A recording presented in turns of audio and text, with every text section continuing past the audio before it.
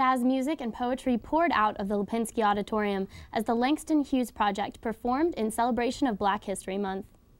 UNC Asheville hosted the Langston Hughes Project performing Ask Your Mama 12 Moods of Jazz February 22nd at 8 p.m. in the Lipinski Auditorium. Ron McCurdy and his colleague created the Langston Hughes Project in 1998 as a tribute to Black History Month and the renowned poet Langston Hughes. Ron McCurdy alternates between professional trumpet player and vibrant poetry interpreter throughout the 12 Moods of Jazz. The evolution of the Langston Hughes Project over the 10-year run now includes videography, live jazz, and original poetry written by Langston Hughes to emphasize the story of Black history.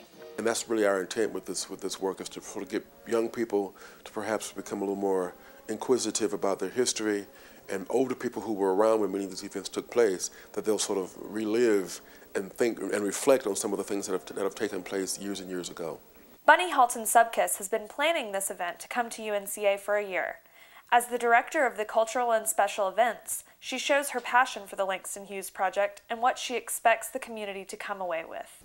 What I'm hoping is that we open the doors to the performing arts, to great speakers, to current issues thinkers, and students, faculty, staff, and the community will come together, walk through the door, and take the opportunity to come and learn what it is they want to learn from the arts and speakers and so forth.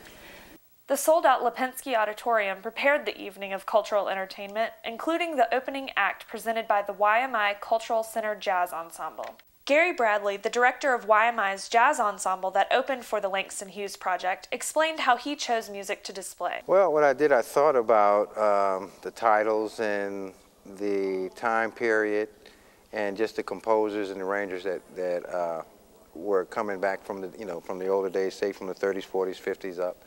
And I put in some things that kind of were standard, like say for instance, Take the A Train.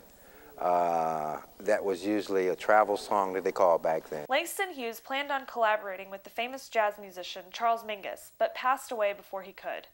Hughes, a lover of jazz music, incorporated musical cues while writing his poetry in the early 1960s. And in the spirit of jazz, every night we do this, the work has a different flavor to it. I mean, we do it, like we'll do it maybe 40 or 50 times between now and June, all over the country. And every night is a different night. Sometimes we do it a little faster, we do it a little slower, we take a little bit of a pause in certain places, but every night it's different, because that's what jazz is. It's about life. It's different every time we do it. For more information about the Langston Hughes Project, including excerpts from the performance, visit www.ronmccurdy.com. I'm Rachel Letcher, along with photographer Trip Sproul for Mountain Highlights.